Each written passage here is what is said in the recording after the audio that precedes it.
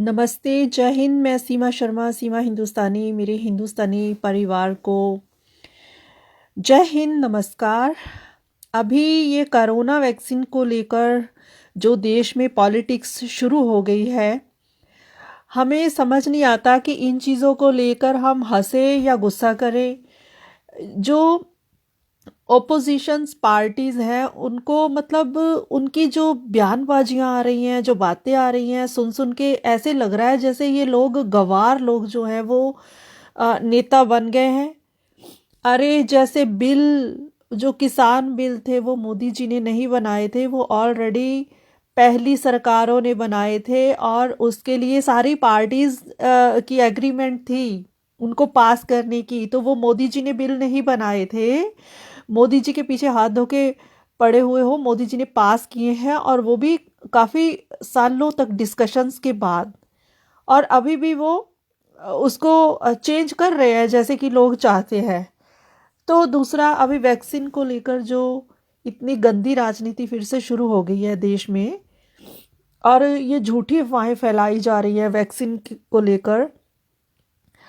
Vaccine भी मोदी जी ने नहीं बनाई है, वो वैज्ञानिकों ने बनाई है, साइंटिस्ट ने बनाई है, उसकी स्पेशल चेकिंग हुई है, लोगों के ऊपर लगा के चेक किया गया है। ऐसा कुछ नहीं है। मैं अपनी सरकार से यही एक प्रार्थना करती हूँ कि जिस तरीके की गंदी राजनीति ये ओपोजिशंस पार्टीज़ वाले कर रहे हैं, ये बहुत ही शर्मनाक बात है। बहुत ही ये देश के हित में भी नहीं है।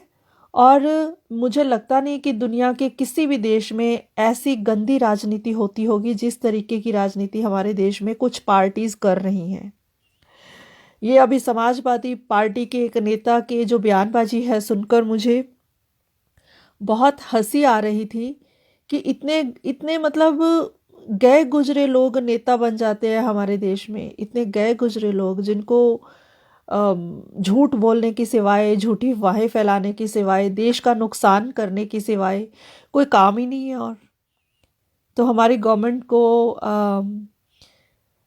इनके लिए भी अच्छे कानून बनाने चाहिए कि जो देशद्रोही, ये देशद्रोह है। वैक्सीन के मामले में झूठी अफवाहें फैलाना, बिना जानकारी के झूठ फैलाना, सोसाइटी में लोगों को डराना, ये भी क्राइम है, ये देशद्रोह है। इन लोगों के खिलाफ भी, चाहे वो नेता हो, अभिनेता हो, कोई भी हो, जो ऐसी झूठी अफवाहें फैलाते हैं, उनके खिलाफ सख्त से सख्त जो है कार्रवाई होनी चाहिए। और ये अपने देश के लिए और देश के लोगों के लिए ज़रूरी है, क्योंकि कुछ पार्टीज़ हैं वो कुर्सियों के लिए बहुत ही नीचे तक मतलब गिर जाती हैं। बहुत ही उनकी मतलब उनको बिल्कुल शर्म बेच के खाई हुई है उन लोगों ने।